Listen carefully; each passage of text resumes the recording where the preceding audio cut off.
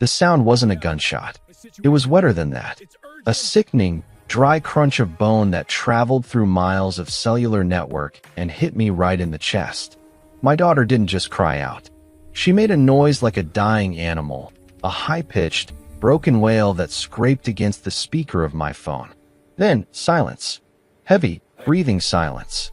And finally, a man's voice, calm, steady, terrifying, whispered 3 words that froze the blood in my veins. She's still awake.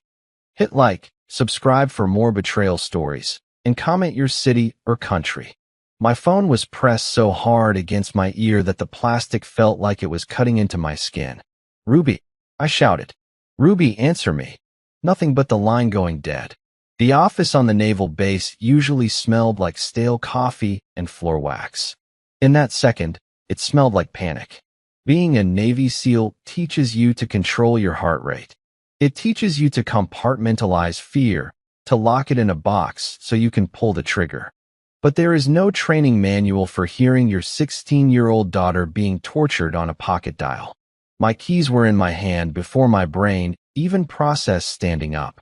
The drive home was a blur of red lights ran and speed limits shattered. My truck tore down the interstate, the engine screaming, but it felt like I was moving through molasses. Every second that ticked by was another second of silence from Ruby's phone. I called Natalie, my wife. She answered on the second ring, her voice tight. "Logan, where is she?" I didn't say hello. I gripped the steering wheel until my knuckles turned white. "Where is Ruby?" She's at practice, Logan. Why are you yelling?" "I just heard her." I choked out, swerving around a semi-truck. "I heard her scream, Natalie. Someone hurt her. Someone was with her." "You're crazy," Natalie said, but the dismissal came too fast. Too sharp. "You're at the base. You're stressed. Ruby is fine. Call her," I demanded. "Call her right now and patch me in." "I can't. I'm driving," she said. "Driving where?"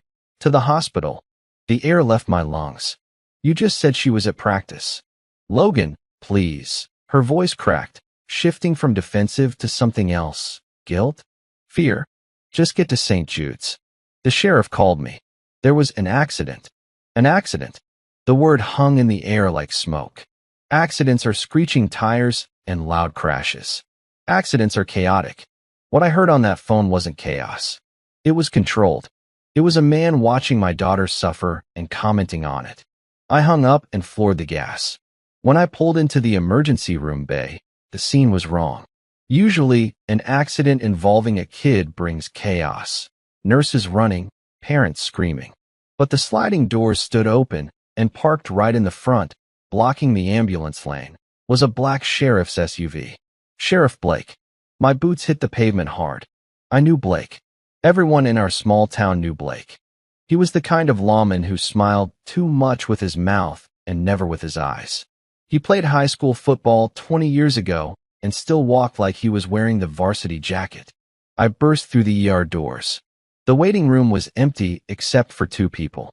My wife, Natalie, sat on a gray plastic chair. She wasn't crying. She was staring at her hands, her posture rigid, like a statue terrified to move.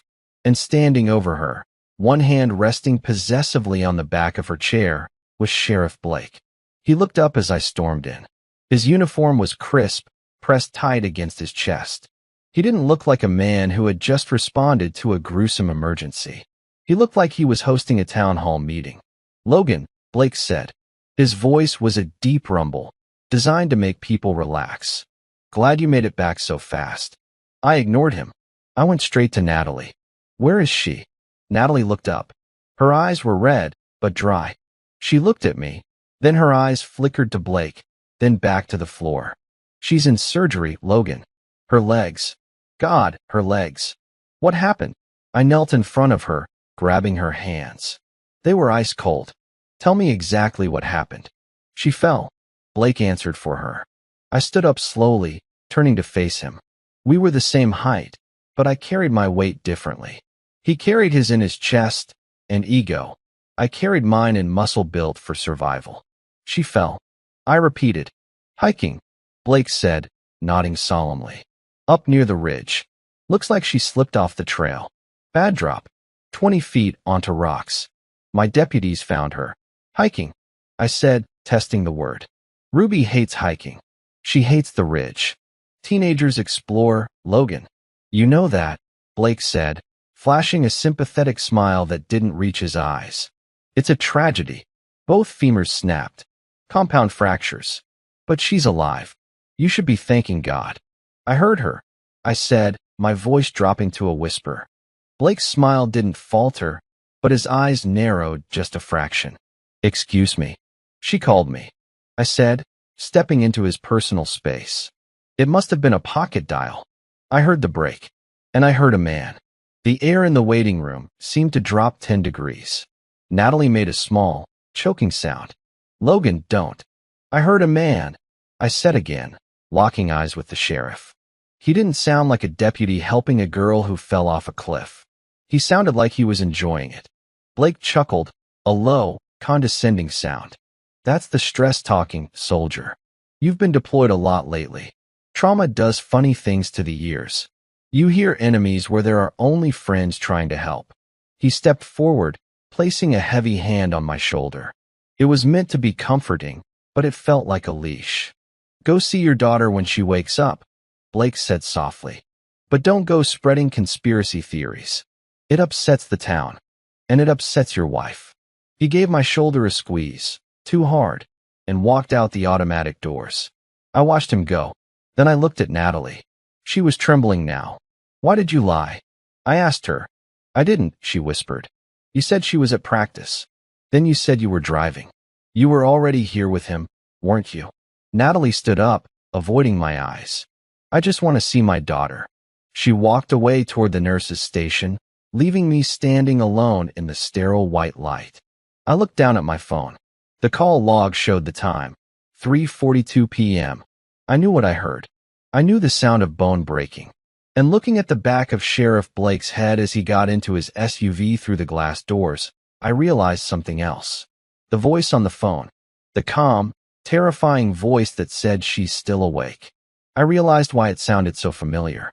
The hospital hallway was too long and too white. The fluorescent lights hummed with a sound that drilled straight into my skull.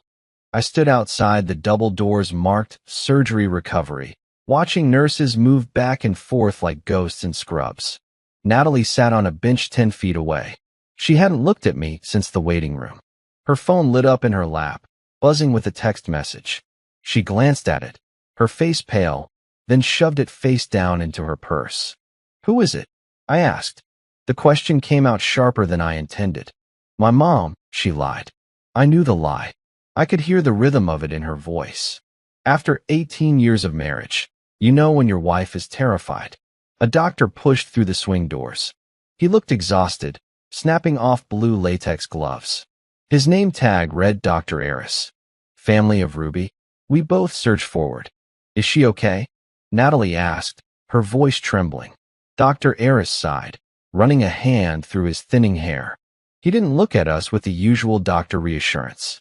He looked disturbed. She's stable. The sedation is heavy, and she'll be out for hours. But I need to be honest about the injuries. He motioned us toward a wall-mounted light box and clipped up a set of x-rays. I've seen combat injuries. I've seen what IEDs do to Humvees. But looking at the gray and white image of my daughter's legs made my stomach turn over. This isn't a simple break, Dr. Eris said, pointing to the shattered femur of her left leg. This is a spiral fracture. And here, he pointed to the right shin. This is a comminuted fracture. The bone is in pieces. The sheriff said she fell, Natalie said quickly. Off a ridge. Dr. Eris paused. He looked at the x-ray, then at me. There was a flicker of something in his eyes. Hesitation. Physics is a stubborn thing, Mrs. Caldwell. A fall from 20 feet causes impact trauma, usually compression fractures. Ankles, hips, spine. He tapped the image of the spiral fracture. This is torque, he said quietly. Twisting force. Someone, or something, grabbed this leg and twisted it until it snapped. And these breaks on the shin? They're transverse. Like a direct blow from a heavy object. A bat. A pipe. The silence in the hallway was deafening. Are you saying someone beat her? I asked. My voice was deadly calm, but inside, a fire was starting to rage. I'm saying the medical evidence doesn't align with the story of a fall, Dr. Harris said. He lowered his voice. I tried to put that in the official report, but the sheriff, he insisted on the fall narrative. He said the coroner would agree with him. The coroner? I stepped closer. My daughter isn't dead. No, Dr. Harris whispered. But Blake runs this town. If he says it's a fall, the paperwork says it's a fall. I'm just telling you this, off the record. Get her out of here as soon as she can travel. He unclipped the x-rays and walked away fast, like he was afraid of being seen talking to us too long. I turned to Natalie. She was staring at the floor, her hands twisting her wedding ring. Did you hear him? I asked. Torque. A pipe. Someone did this to her. Stop it, Logan, she hissed. Please. Just stop. Stop what? Fighting for our daughter. Stop making enemies. She looked up, and her eyes were wild. Do you know who Blake is? Do you know what he can do?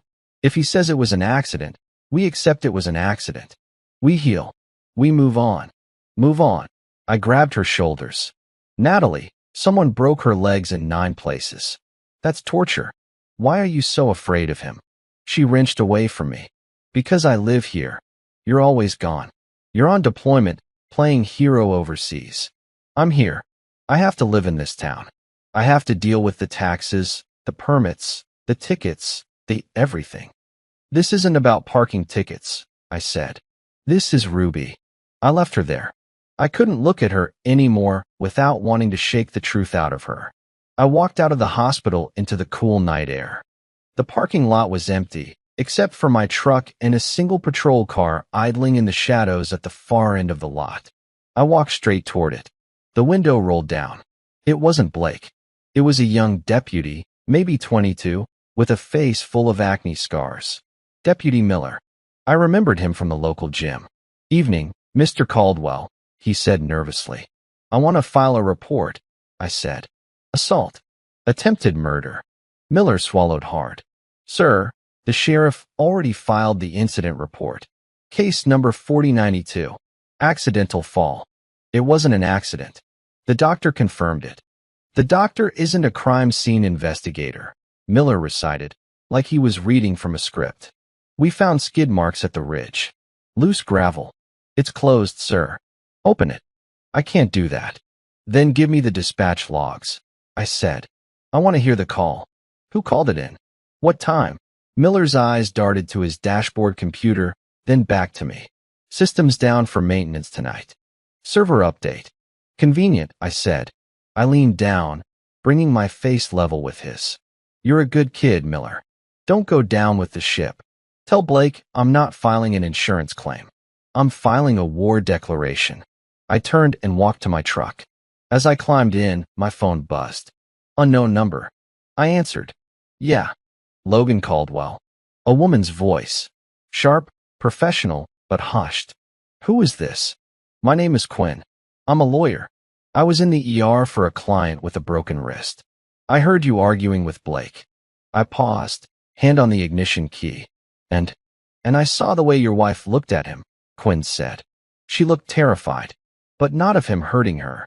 What do you mean?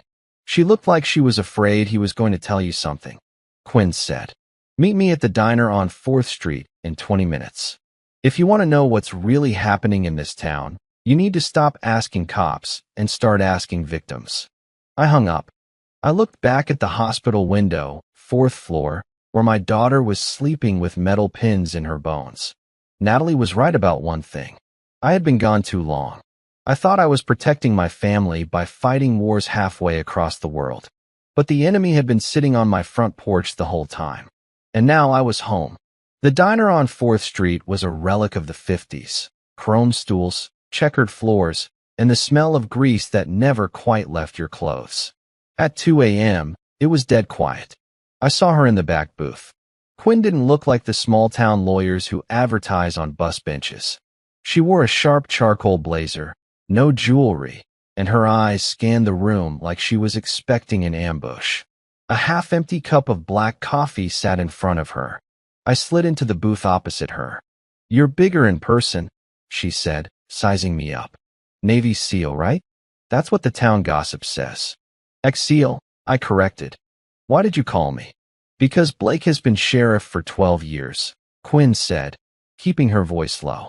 "In that time, the crime rate has dropped to near zero. On paper. But the accident rate? Skyrocketed. People fall down stairs. People drive off bridges. People trip and break their own legs." She took a sip of coffee. "He cleans things up, Logan. He makes problems go away for powerful people. And your daughter? She became a problem." "She's 16, I said, my jaw tight. "How is a kid a problem?" "That's what you need to find out. But you won't find it at the hospital. You need to go to the ridge." She slid a napkin across the table. On it, she had drawn a rough map. "The official report says she fell at Eagles Point. It's the highest drop, but the ambulance didn't pick her up there. The dispatch log, before they scrubbed it, showed the pickup at the old service road, 3 miles south." "How do you know that?" "I have a scanner," she said with a thin smile. "And I have insomnia. Go to the service road. Look for what doesn't belong." I took the napkin. "Why help me?" "Because he broke my brother's arm 2 years ago during a traffic stop," she said, the hardness returning to her eyes. "And nobody believed us. You're the first person who might actually be dangerous enough to scare him." I left the diner and drove. The service road was a gravel scar cutting through the dense pine forest. It was technically closed, blocked by a rusted chain, but the lock had been cut. I drove slowly, lights off, using night vision goggles I kept in my hunting gear. The world turned green and grainy. I found the spot about a mile in. The ground was chewed up. Tire tracks. Not just a sedan, heavy treads. Truck tires. And boot prints. I got out, moving silently. The air was cold. I knelt by the tire tracks. The tread pattern was distinctive. Deep lugs, wide stance. Like a police interceptor SUV. But it was what lay near the bushes that stopped me. I shined my flashlight beam, carefully shielded, at the ground. Blood. Dried, dark, soaking into the dirt. But it wasn't a pool like a fall would cause. It was a spray, and next to it, drag marks. 2 distinct lines in the dirt, like heels being pulled while the person was dead weight. This wasn't an accident scene. It was an interrogation site. I tracked the drag marks into the brush. They stopped at a large oak tree. The bark at the base was scuffed, fresh wood exposed. And there, glinting in the dirt, was something small and silver. I picked it up with a handkerchief. It was a bracelet. A cheap, silver charm bracelet with a little dangling star. Rubies. I gave it to her for her birthday. So Quinn was right. She didn't fall from Eagles Point. She was brought here. Dragged here. Suddenly, a twig snapped behind me. I didn't turn around. I froze, listening. The wind rustled the pines, but this was rhythmic. Footsteps. Slow. Deliberate. "You're trespassing, Logan." The voice came from the dark. I stood up slowly, turning. Sheriff Blake stood 10 yards away, leaning against a tree. He wasn't wearing his uniform now. He was in jeans and a dark jacket, holding a heavy maglite flashlight. His hand rested casually near his hip holster. "How did you know I was here?" I asked. "Tracker on your truck," Blake said simply. "Standard procedure for persons of interest. And a frantic father running around at 3 a.m. is definitely interesting." "This is where it happened," I said, holding up the bag bracelet. "I found her jewelry. And I found the blood." "Dear blood," Blake said, bored. "Poachers use this road. It's a problem. Poachers don't drag teenage girls," I countered. "I'm taking this to the state police." Blake laughed. It was a dry, hollow sound. "The state police? Who do you think calls me when they need a favor in this county? I am the state police out here, Logan. There is no one else." He took a step forward. "Go home to your wife. She needs you. She's fragile right now.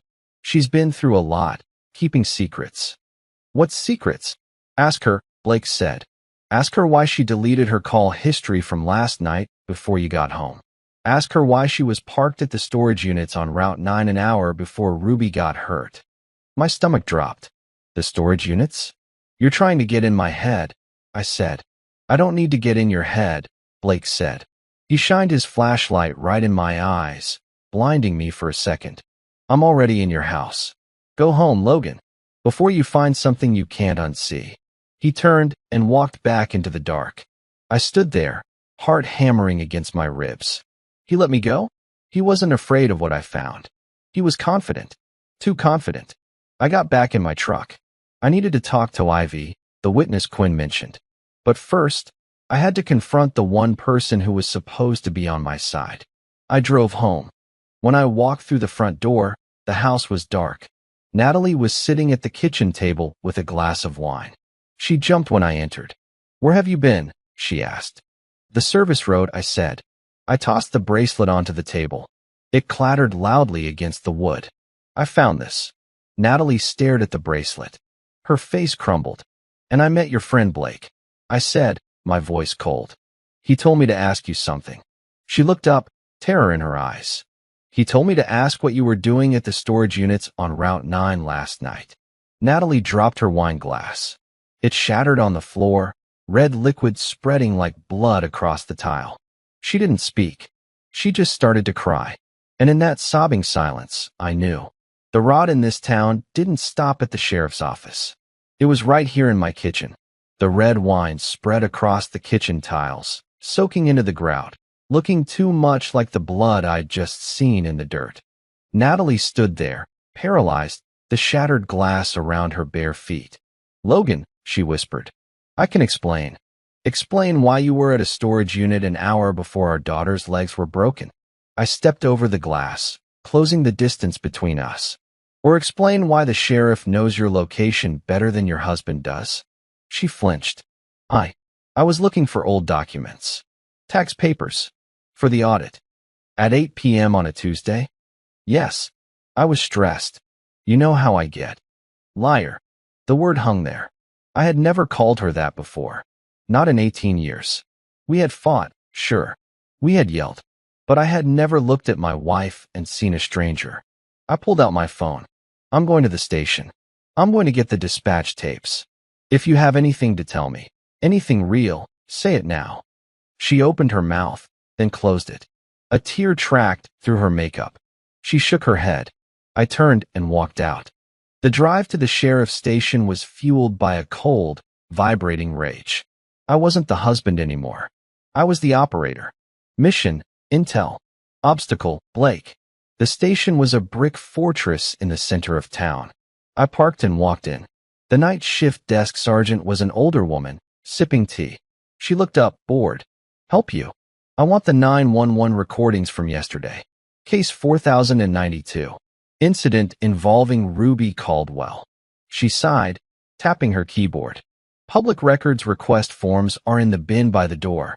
Takes 5 to 7 business days. I don't have 5 days, I said, leaning on the counter. My attorney says under the Freedom of Information Act, immediate family has right of access within 24 hours for medical emergencies. Is the system still updating? She paused, looking at me over her glasses. She recognized the tone. She knew I wasn't a civilian she could shoo away. Systems back up, she muttered. But I need authorization. You have my ID. I slapped my military ID on the counter. And you have my daughter in the ICU. Print the log or play the tape. She hesitated, then clicked a file. I can't give you a copy without the sheriff's signature. But I can play it. She turned the monitor slightly. She hit play. Static. Then a ring. Dispatcher. 911. What is your emergency? Silence. Dispatcher, hello? Is anyone there? Voice, male, distorted, send an ambulance. Service road 4. The girl fell. Dispatcher, sir? What girl? Sir. Click. I stared at the speaker. That's it. That's the only call we received, she said. That wasn't Ruby, I said. That was a man. He called it in. Maybe a hiker found her? A hiker who knew the service road number? A hiker who didn't stay on the line. I slammed my hand on the counter. Play the metadata. What time did that call come in? 9:15 p.m., she read. My blood ran cold. Ruby called me at 3:42 p.m. She was out there for 6 hours, I whispered. 6 hours before they called it in. The sergeant looked uncomfortable. Sir, maybe she was unconscious. No, I cut her off. She called me screaming at 3:42, and the sheriff was already there. I heard him. I looked at the screen again. Who was the responding officer? Unit 1 Alpha, she said. Sheriff Blake. And Unit 1 Bravo? I asked. Who was with him? She scrolled down. Her brow furrowed. That's odd. The log says Deputy Miller was assigned, but it's marked as canceled by dispatch. Blake responded alone. He was alone with her for 6 hours, I said, the realization hitting me like a physical blow. He didn't find her. He had her. I grabbed the counter. Who was the watch commander tonight? It's Blake, technically. But he's off duty. Where does the Deputy Miller live? I can't give out personal. He lives on Elm, doesn't he? Blue House. She didn't answer, which was answer enough. I left the station. I didn't go to Miller's house. Not yet. I needed something else. I drove back toward my house, but I didn't pull into the driveway. I parked down the street, killing the lights. I watched my own home. 10 minutes later, the garage door opened. Natalie's car backed out. She was moving fast. I waited until she turned the corner, then I followed. I kept my distance, running dark, using only the ambient streetlights. She drove erratically, speeding up, then slowing down. She headed out of town, past the high school, past the diner. She turned onto Route 9, the storage units. She pulled up to the keypad gate, punched in a code, and drove inside. I parked my truck in the brush across the road and hopped the fence. I moved through the rows of orange metal doors, counting the numbers until I saw her car. Unit 404. The door was rolled up. A light was on inside. I crept closer, staying in the shadows. I could hear her. She was crying again, that frantic, gasping sob. And she was talking to someone. You promised, she was saying. You said you wouldn't hurt her. I did what had to be done, Nat, a voice replied. A deep, smooth voice. Sheriff Blake. I froze. He was there. With my wife. In a storage unit at 3 a.m. I peeked around the corner. The unit wasn't full of boxes. It was set up like a small room. A desk, a cot, a cooler. A hideout. Natalie was pacing, holding her arms. Blake was sitting on the desk, cleaning his fingernails with a small knife. She called Logan. Natalie cried. He knows. He knows about the time gap. He knows about the bracelet. He knows nothing, Blake said calmly. He's a grunt. He follows orders. He'll yell for a few days, then he'll break. Or he'll have an accident too. Natalie stopped pacing. She looked at him. Don't you dare. You said if I gave you the money, you'd leave us alone. I changed my mind, Blake said. He stood up and walked over to her. He didn't hit her. He did something worse. He reached out and stroked her hair, tucking a strand behind her ear. And she let him. She leaned into his touch, closing her eyes. It wasn't fear. It was intimacy. Sick, twisted intimacy. You belong to me, Nat, Blake whispered. You and that money. Logan is just a tenant in your life. I own the mortgage. I stood in the dark, my hand resting on the knife in my pocket. My entire life, my marriage, my family, my trust, dissolved in that single moment. This wasn't just corruption. This was an affair. And my daughter paid the price for it. I wanted to kill him. The urge wasn't a thought. It was a physical reflex. My hand was already on the grip of my folding knife. My muscles coiled to spring. I could cover the 20 feet between us in 2 seconds. I could end Sheriff Blake before he even realized death was in the room. But then I saw Natalie kiss his hand. She took the hand that might have broken our daughter's legs, and she pressed her lips to his knuckles. It was a gesture of submission, of devotion, and that stopped me cold. If I killed him now, I'd go to prison for life. Ruby would be left with her, with the woman who was sleeping with the monster. Ruby would be alone, defenseless, with a mother who chose a predator over her own child. I couldn't protect Ruby from a cell. I slowly released the knife. I pulled out my phone instead. I disabled the flash and held it up, peering through the gap in the metal door frame. Click. I took a photo. Natalie leaning into him. Blake's hand on her waist. The storage unit number clearly visible. Click. I switched to video. The audio picked up their voices over the hum of the wind. What do we do about Logan? Natalie asked, pulling back slightly. He went to the station. He's asking about the logs. Let him ask, Blake said, his voice dripping with arrogance. Judge Dominic signed the warrant for his truck an hour ago. We'll find something. A few unregistered modifications? Maybe some stolen military gear we planned in the back? We'll lock him up for a weekend, discredit him. By the time he gets out, the town will think he's an unstable vet who snapped. He's not stupid, Blake, Natalie warned. No, he's worse. He's righteous. Men like that are easy to break because they believe in rules. I don't. Blake laughed. Go home. Nat, wash your face. Tell him you were, I don't know, visiting your mother's grave. Make him feel guilty. And the money? She asked. Leave it here. In the safe. He pointed to a heavy steel box in the corner of the unit. Natalie walked to the safe. She spun the dial. Left, right, left. I zoomed in with the camera. October 24th, 08, Ruby's birthday. She opened it. Inside wasn't just cash.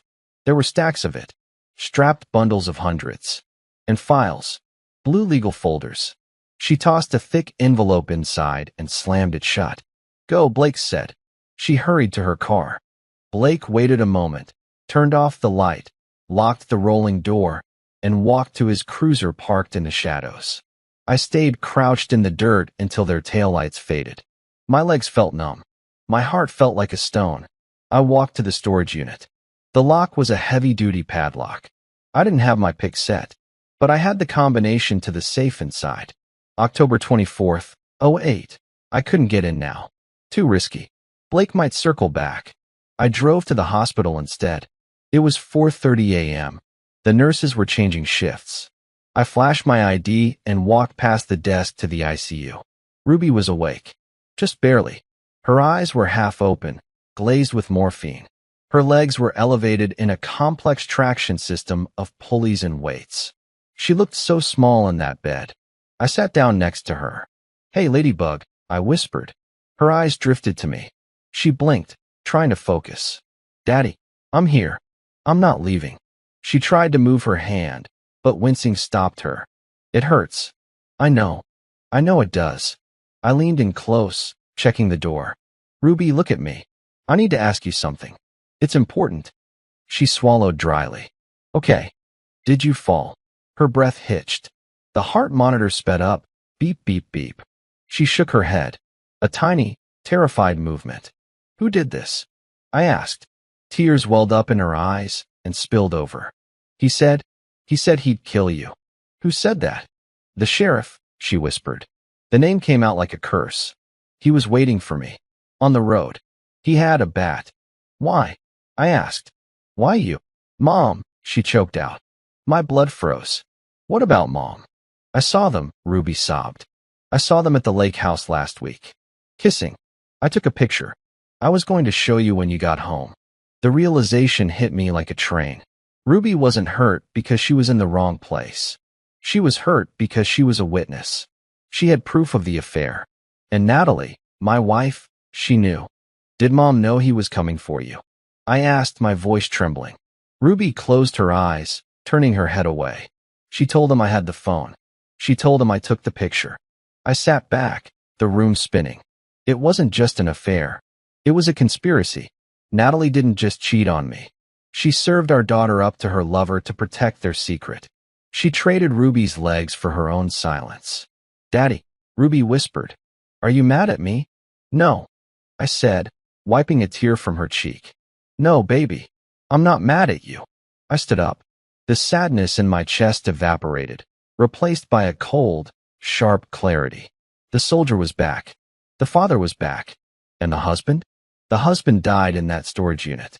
I'm going to fix this, I told her. But I need you to be brave. Can you do that? She nodded. Good. Don't tell anyone we talked. Not the nurses. And especially not Mom. I kissed her forehead and walked out of the room. I pulled out my phone and dialed the number on the napkin Quinn gave me. This is Quinn, she answered on the first ring. You were right, I said. About everything. And I have the code to the safe. What safe? Blake's retirement fund, and his leverage. I walked out into the cool morning air. The sun was just starting to crest over the mountains. I need you to prepare a custody order. Emergency filing. Sole custody. On what grounds? Quinn asked. Endangerment, I said. And conspiracy to commit murder. Logan, wait. Do you have hard proof? Not yet, I said, watching the sun hit the windshield of my truck. But I know where it lives. And tonight, I'm going to go get it. The morning sun didn't bring warmth. It just exposed the grime of the night before. I sat in my truck in the hospital parking lot, watching the world wake up. People were going to work, buying coffee, walking dogs. They had no idea that a few miles away, the man sworn to protect them was breaking bones to keep secrets. I needed to move fast. Blake had mentioned a warrant for my truck. He was going to plant evidence. I started the engine and drove, but not home. I went to the only place in town that felt neutral, the 24-hour self-wash car bay on the edge of the county. I pulled into the bay, popped the hood, and started stripping my own vehicle. I found the tracker in 3 minutes. A magnetic GPS unit stuck inside the rear bumper well. I didn't destroy it. I stuck it onto the underside of a long-haul delivery truck parked at the diner next door. Let Blake chase a semi-truck to Florida while I worked. Then I drove to Quinn's office. It was a small, cluttered space above a bakery. Books were stacked everywhere. Quinn looked fresh, though I doubted she had slept. You look like hell, she said, handing me a coffee. I feel like it. I need that protective order. I drafted it, she said, sliding a document across her desk. But we have a problem. The judge on rotation for emergency motions this week. Let me guess, I said. Dominic. She nodded. Judge Dominic. He and Blake play golf every Sunday. If I file this, Dominic denies it, tips off Blake, and you lose the element of surprise. So we go around him. We can't. Jurisdiction rules. Quinn tapped her pen on the desk. Unless we have compelling evidence of immediate danger that forces a recusal. We need a statement. A sworn affidavit. From Ruby. She's a minor, but she's 16. Her testimony carries weight. If she swears on record that the sheriff assaulted her and that her mother was complicit, Dominic has to pause. She's terrified, Quinn. She thinks he's going to kill me. He might, Quinn said bluntly. But if we don't get that statement, he definitely will. He'll frame you, lock you up, and Ruby goes back to Natalie. Is that what you want? The thought made me sick. Let's go. We drove to the hospital in Quinn's car, a beat-up Honda that wouldn't attract attention. When we got to Ruby's room, Natalie was there. She was sitting in the chair I had occupied hours before, holding a magazine she wasn't reading. When we walked in, she stood up, her face tightening. Who is she? Natalie asked, looking at Quinn. My lawyer, I said. Lawyer? Logan, we don't need lawyers. We need to focus on Ruby's recovery. She moved to block the bed, like a guard dog. I am focusing on her recovery, I said. Which is why I'm filing for sole custody. Natalie's face went white. You're insane. You can't take my daughter. She's not safe with you, I said, my voice low so Ruby wouldn't get upset. I know about the storage unit, Natalie. I know about the money. And I know about the picture Ruby took. Natalie froze. She looked at Ruby, then back at me. The fear in her eyes wasn't for Ruby. It was for herself. Get out, I said. You can't get out. I stepped forward. Or I show the video I took last night to the ethics board, the church, and your mother. Natalie grabbed her purse. She looked at Ruby one last time, not with love, but with calculation, and fled the room. Okay, Quinn said, pulling out a voice recorder. Ruby, hi. I'm Quinn. I'm going to help your dad. I need you to tell me exactly what happened. Can you do that? Ruby looked at me. I nodded. You're safe. Just tell the truth. Ruby took a shaky breath. I went hiking. I wanted to take photos for my portfolio. I saw Blake's truck on the access road. I thought maybe someone was in trouble. She paused, licking her dry lips. I heard voices. Him and Mom. They were arguing about money. Mom was crying, saying she couldn't hide it anymore. Blake slapped her. Did you take a picture? Quinn asked gently. Yes. But the shutter sound, it was loud. They heard it. Blake looked right at me. He smiled. It was the scariest thing I've ever seen. What did you do? I ran. I ran as fast as I could. I made it to the ridge, but he cut me off with the truck. He got out. He had a metal bat. He said, "Time to learn a lesson about privacy, sweetheart." Ruby started crying again. He hit my legs first. He said he had to make it look like a fall. He broke them, one by one. And then he called Mom. He told her, "It's done. Come get your alibi." Quinn's face was pale. She clicked off the recorder. "That's it," Quinn said. "That's conspiracy to commit capital murder. Kidnapping. Aggravated battery. Is it enough for the judge?" I asked. "It's enough to burn the whole town down," Quinn said. "But we have to file it now? Before Blake realizes Natalie is gone." We left Ruby with a private security guard I hired over the phone, an old buddy from the teams who lived 2 towns over. I wasn't leaving her unguarded again. We drove to the courthouse. The building was an old stone structure with pillars that were supposed to represent justice. We walked into the clerk's office. Quinn slapped the folder on the counter. "Emergency motion for protective order and immediate custody change. Exhibit A is a sworn digital testimony." The clerk stamped it. "Judge Dominic is in chambers." "I'll run it back." We waited. 10 minutes. 20. The door to the judge's chambers opened. Judge Dominic walked out. He was a small man with silver hair and a robe that looked too big for him. He held our file in his hand. He didn't look at Quinn. He looked at me. "Mr. Caldwell," he said smoothly, "I've reviewed your motion." And, "Denied," he said. He dropped the file into the trash bin next to his desk. "Excuse me." Quinn stepped forward. "You can't deny it without a hearing. That is a sworn statement from a victim. It is the statement of a drugged, traumatized minor under the influence of an estranged father suffering from PTSD," Dominic said, reciting the lie effortlessly. "I spoke with Sheriff Blake. He informed me of your mental state, Logan. He also informed me that you threatened your wife this morning." "That's a lie," I said. "Is it?" Dominic smiled. "Sheriff Blake is on his way here now. He has a warrant for your arrest. Violation of a domestic peace.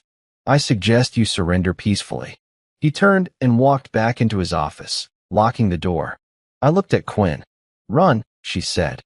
I didn't argue. I turned and sprinted for the exit. I hit the courthouse steps just as 2 sheriff's cruisers screeched to a halt at the curb. Blake stepped out of the lead car, hand on his gun. "Logan Caldwell," he shouted. "Get on the ground." I didn't get on the ground. I vaulted the stone railing, dropped 10 feet to the sidewalk below, and ran into the alleyway. I was a fugitive now. The law wasn't coming to help me. The law was hunting me. I ran until my lungs burned, weaving through back alleys and cutting across overgrown yards. The sound of sirens wailed behind me, a chorus of wolves closing in. I wasn't just running from an arrest. I was running from a cage designed to kill me. I made it to the edge of town, to an old salvage yard owned by a guy I knew from high school. I shimmied under a rusted fence and hid inside the hollow shell of a 1970s sedan. I pulled out my phone. For percent battery. I sent one text to Quinn, "Safe. Don't reply.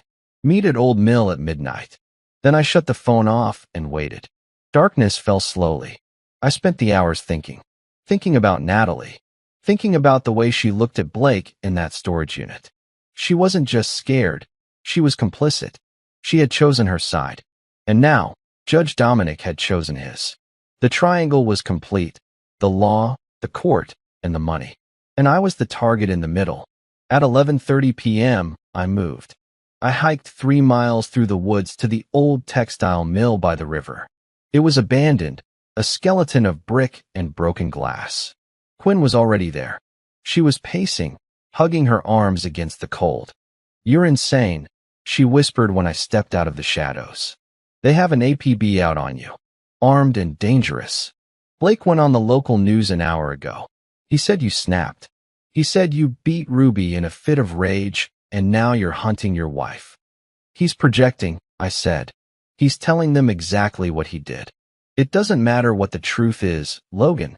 It matters what the story is. And right now, the story is that you're a monster. Quinn handed me a burner phone. Take this. They're tracking your real one. Where is Ruby? CPS took her. I felt like I'd been punched in the gut. What? Child Protective Services. Since you're a fugitive and Natalie is in protective custody, the state took emergency guardianship. They moved her to a facility in the next county. They took my daughter? My voice rose, echoing off the brick walls. She's in traction. She can't be moved. They didn't care. Blake signed the transfer order. He wanted her away from you. And away from me. I paced the concrete floor, my hands shaking. Not from fear, from rage. I'm going to get her. No, Quinn grabbed my arm. If you go there, they will kill you. Blake has deputies guarding her room. They have orders to shoot on sight. Self-defense. So what do? Let them win. We fight smart, Quinn said. We need to break the triangle. We can't touch the judge yet. We can't touch Blake physically. So we go for the weak link. Natalie. No. Quinn shook her head. The witness. The one Blake fired. You mentioned a deputy. I remembered. Ivy. No. Ivy is the neighbor. The deputy is a guy named Grant. He used to be Blake's right hand until he grew a conscience. He lives in a trailer park 10 miles out.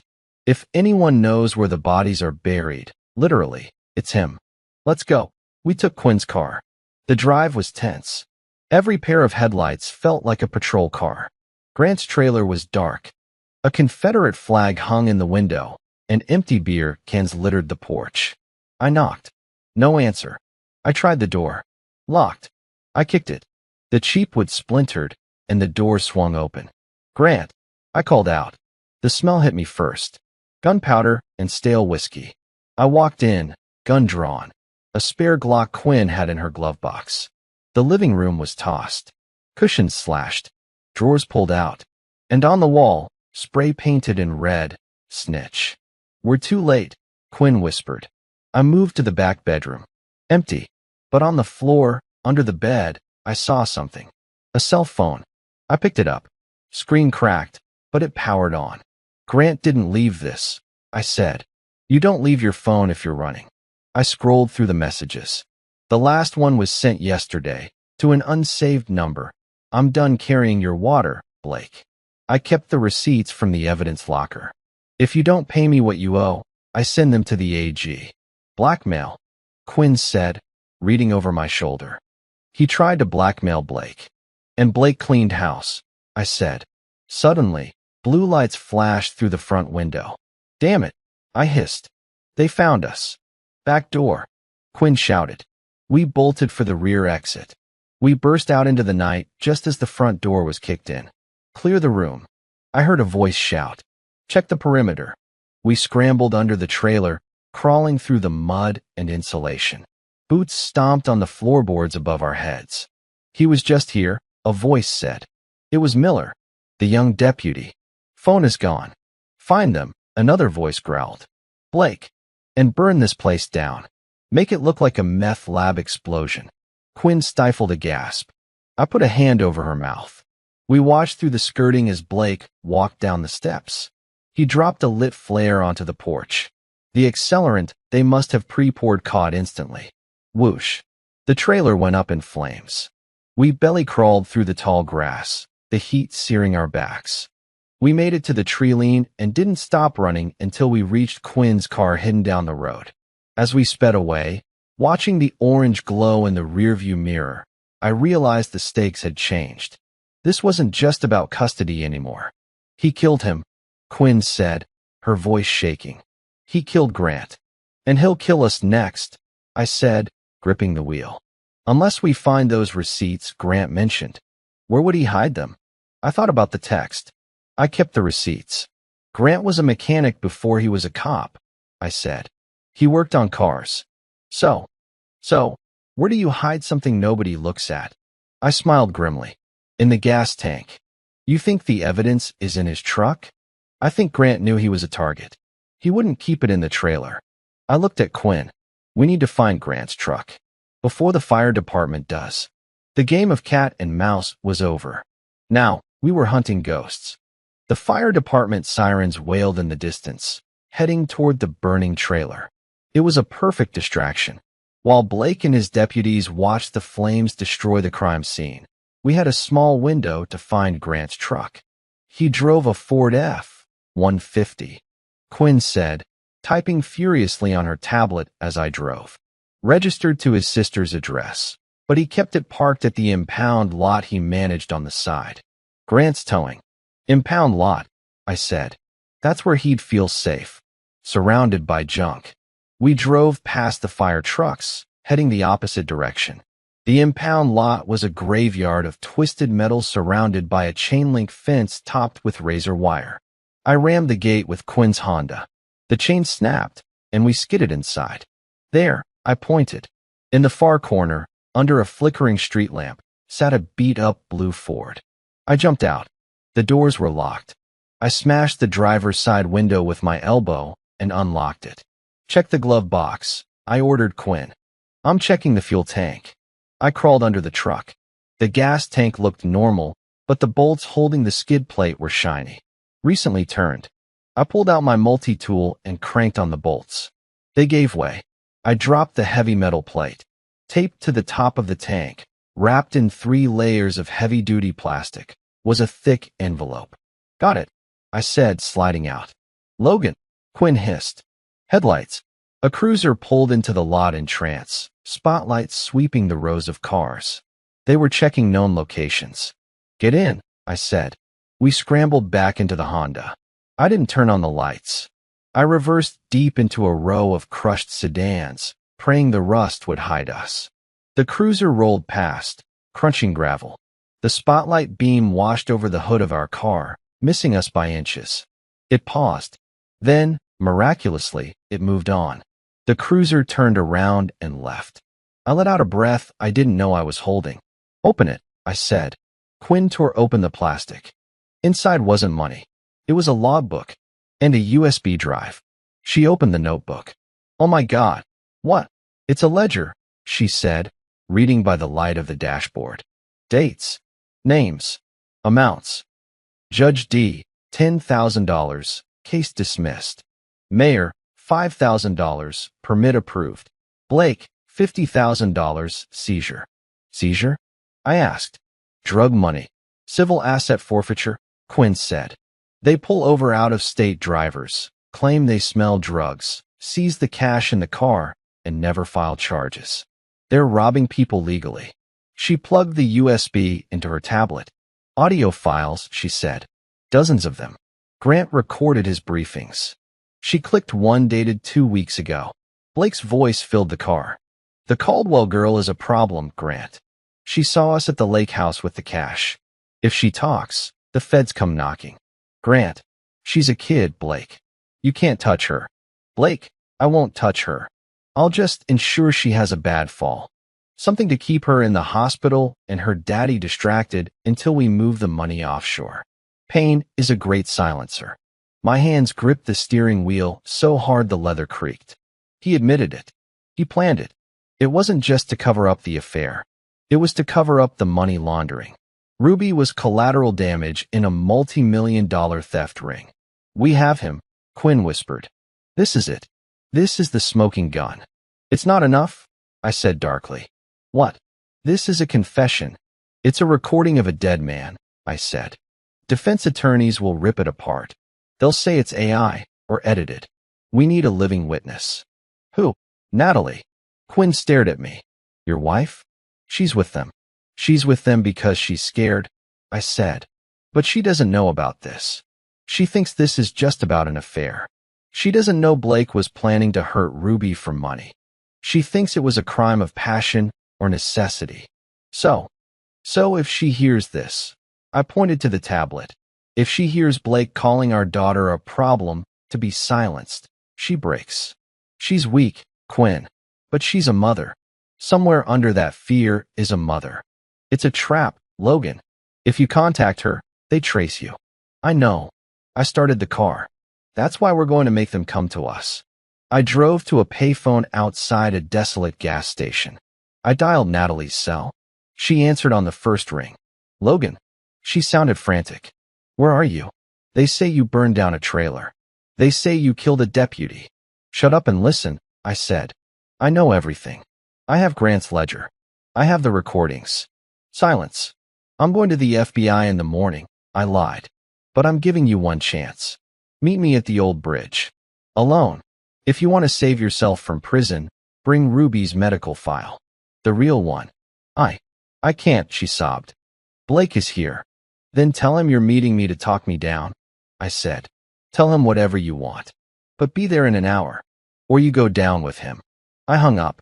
You just told Blake where we are, Quinn said, terrified. Exactly, I said, checking the load in my Glock. He's arrogant. He won't send a SWAT team. He wants to kill me himself. He'll come alone, or with just a few trusted men. He wants to end this tonight. And what's the plan? We use the bridge, I said. It's a choke point. We separate Blake from his backup. We get Natalie to hear the tape. And then, we take him down. It was a suicide mission. I knew that. But I also knew that as long as Blake was breathing and wearing a badge, my daughter would never be safe. I looked at Quinn. You stay back. Record everything. If I die, you upload it all. Logan, go. I drove toward the bridge. The fog was rolling in off the river, thick and white. Perfect for an ambush. I parked the car in the middle of the bridge and got out. I stood in the headlights, waiting. 10 minutes later, headlights appeared on the other side. A single SUV. It stopped. The door opened. Natalie stepped out. She looked terrified, clutching a folder. And behind her, stepping out of the darkness with a shotgun resting on his shoulder, was Sheriff Blake. Honey, I'm home, he called out, his voice echoing over the water. The fog swirled around the bridge, thick as cotton. Below us, the river churned, black and cold. Blake walked toward me with the casual swagger of a man who owned the night. Natalie trailed behind him, looking like a ghost in her pale coat. You're a hard man to kill, Logan, Blake said, racking the slide of his shotgun. CHCHK. Grant tried to get clever too. Look what happened to him. Grant had a conscience, I said, keeping my hands visible but empty. You don't. Conscience is expensive, Blake smirked. It gets in the way of business. Is that what Ruby was? I asked, raising my voice so Natalie could hear. Business. Ruby was an unfortunate complication, Blake said. Collateral damage. Tell her, I said, nodding at Natalie. Tell her why you really did it. It wasn't about your little affair, was it? Natalie looked up, confusion warring with fear on her face. What is he talking about, Blake? He's stalling. Nat, don't listen to him. Blake raised the shotgun, aiming it at my chest. He broke her legs because she saw the money. I shouted. Civil forfeiture cash. Millions of it. Stolen from innocent drivers on the interstate. She walked in on you counting it at the lake house. That's why he hurt her. Not to protect you. To protect his retirement fund. Natalie froze. Money? But you told me it was because she had the pictures of us. You said she was going to ruin my reputation. I lied. Blake said, his tone bored. It's what I do. Now step aside, Natalie. You used me. Her voice broke. I let you hurt my daughter because I thought you loved me. I thought we were protecting our future. We didn't have a future, sweetheart. You were just the bank manager. Blake laughed cruelly. Judge Dominic and I, we have a future. In the Caymans. You were just local entertainment. Something snapped in Natalie. The fear vanished, replaced by a mother's primal fury. She didn't scream. She didn't run. She just lunged.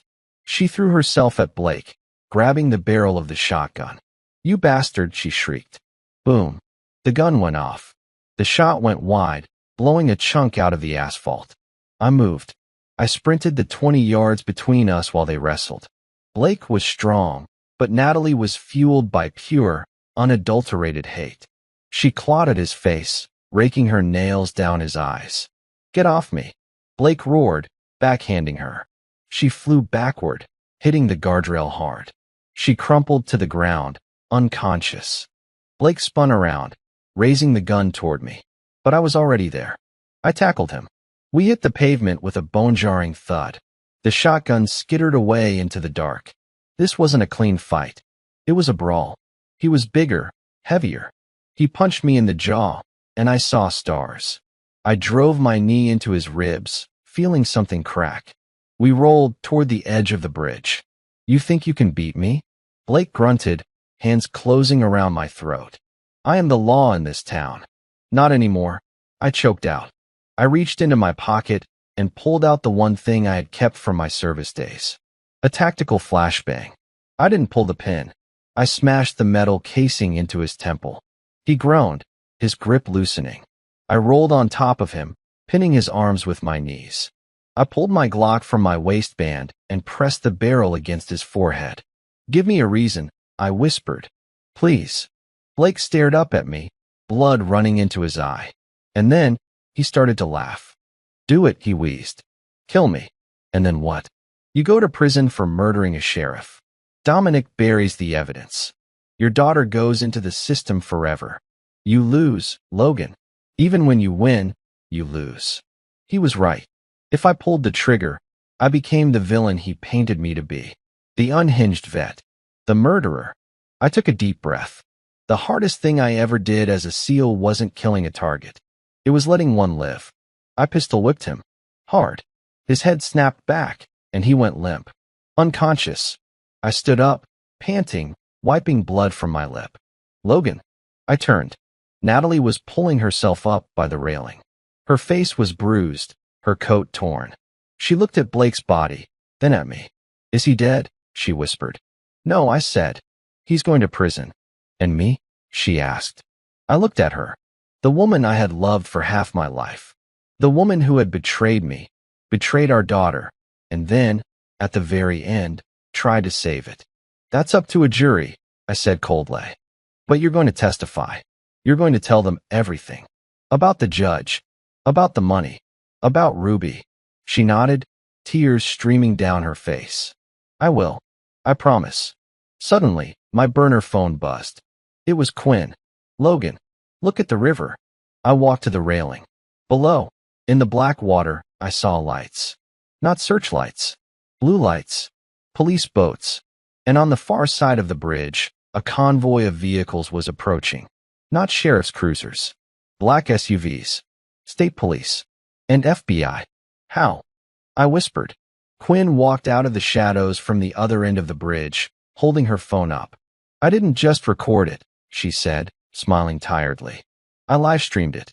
To the state attorney general's private line. I called in a favor from law school. She walked up to me. They heard everything, Logan. The confession. The money laundering. The threat. It's over. I looked at the flashing lights surrounding us. For the first time in days, they didn't look like a threat. They looked like rescue. But then, Blake stirred. He groaned, his hand moving to his ankle. Ankle holster. Logan. Natalie screamed. I spun around. Blake raised a small revolver, his eyes filled with madness. If I go down, he snarled, you're coming with me. Bang. The shot rang out. I flinched, waiting for the impact. But it didn't hit me. Natalie gasped. She stumbled back, clutching her stomach. Red bloomed across her white coat. She fell. No. I shouted. I kicked the gun out of Blake's hand and stomped on his wrist, shattering it. He screamed. I dropped to my knees beside Natalie. She was pale, her breathing shallow. Nat, I pressed my hands over the wound. Stay with me. She looked up at me, her eyes unfocused. Tell Ruby. She whispered. Tell her I'm sorry. Tell her I tried to fix it. Don't talk, I said. Medics are coming. It's okay, she smiled faintly. This is justice. Her eyes rolled back. The bridge swarmed with agents. Hands pulled me away. Paramedics rushed in. Blake was dragged away in cuffs, screaming curses. I stood there, watching them work on my wife, feeling the cold river wind cut through me. The war was over, but the casualty count was just starting. Natalie's blood still stained my hands when the dawn broke. The bridge had turned into a full-blown crime scene. FBI vans, state police cruisers, hazmat techs mapping every inch. The river below was crawling with divers, searching for whatever Blake might have dumped there.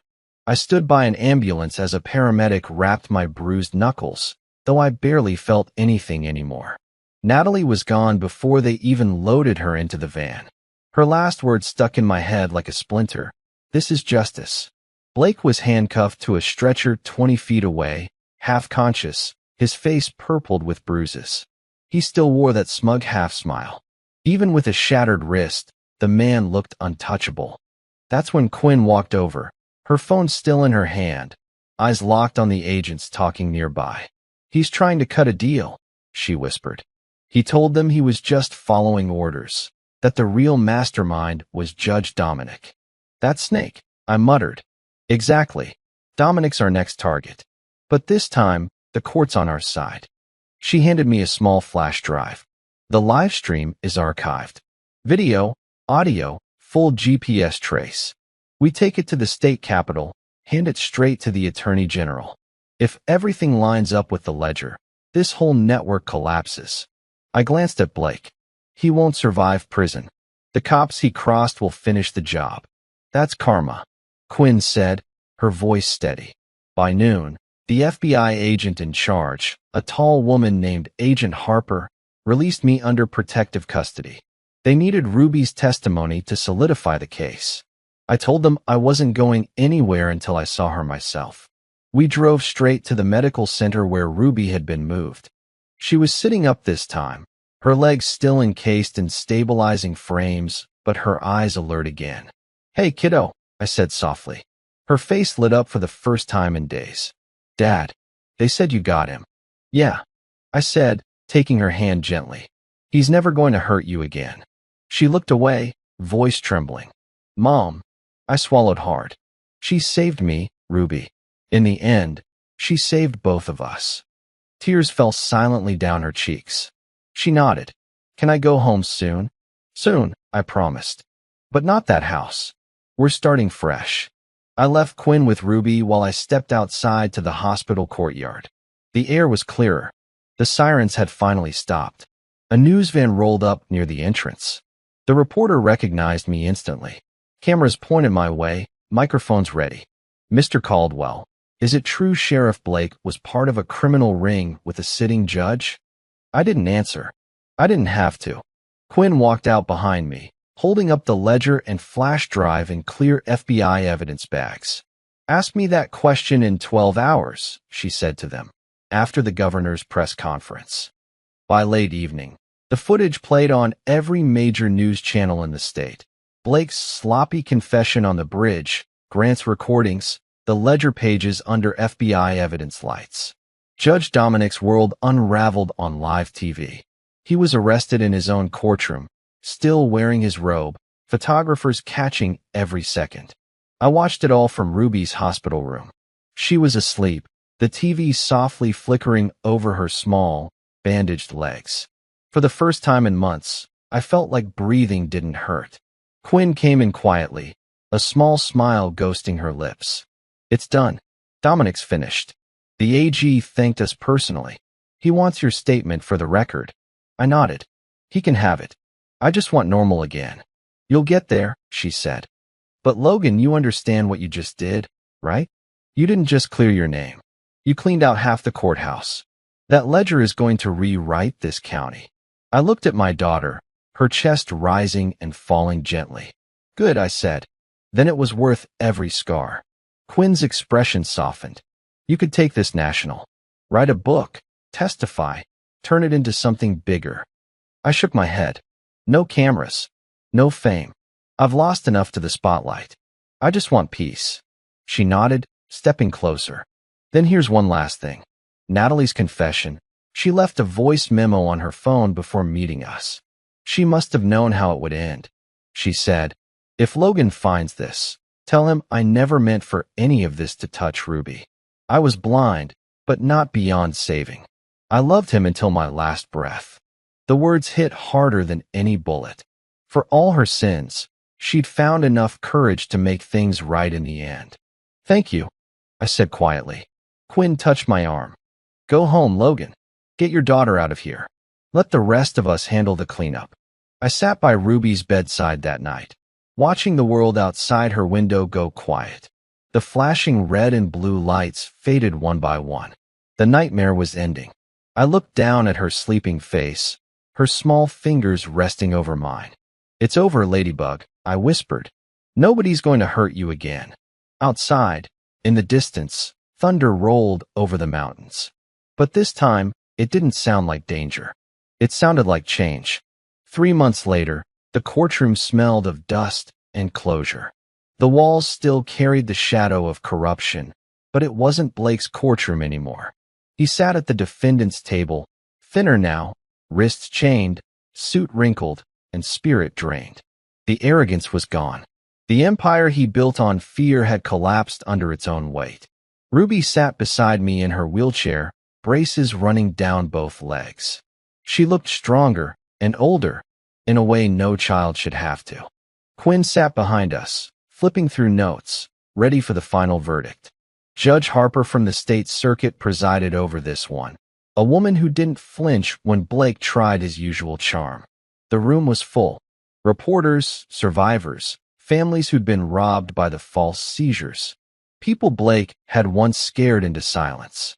"The court," Judge Harper said, voice steady as steel, "finds the defendant, former Sheriff Blake Porter, guilty on all counts: corruption, assault, and aggravated battery. Sentenced to life without parole." The gavel came down with a heavy crack. Every breath I'd been holding for months finally released. Ruby gripped my hand and whispered, "We won, didn't we?" "We did," I said, my throat tightening. "We finally did." As they dragged Blake out, he turned and looked at me. That same smirk tried to rise, but it didn't reach his eyes. For the first time since this started, I didn't feel anger. I just felt distance, the kind that comes when a nightmare finally fades with daylight. Outside the courthouse, reporters shouted questions, microphones thrust forward. I stopped for just one, their cameras rolling. "What happens now, Mr. Caldwell?" I smiled faintly. "Now? I teach my daughter how to live again. I learn how to forgive myself for not seeing the monster in front of my door sooner. The rest, the pain, the fear, stays here. It ends here." 6 months later, we moved to a quiet lakeside town 3 states over. No flashing lights. No secrets hiding behind badges.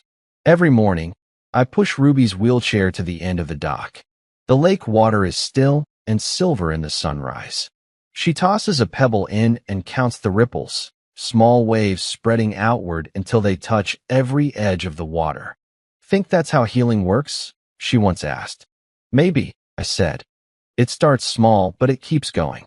One evening, I sat at my desk, recording a message for the YouTube followers who had been writing me, asking when the next story was coming. "Hey, everyone," I said softly, the camera light blinking red. This journey was about pain, justice, and redemption. About a father who fought an entire system not with bullets, but with truth. I looked out the window where Ruby laughed at something on her tablet, a sound that reminded me why I'd survived all of it. "So tell me," I continued, leaning closer, "where are you watching from tonight? What city, what country, what place do you call home? Write it in the comments below. And also,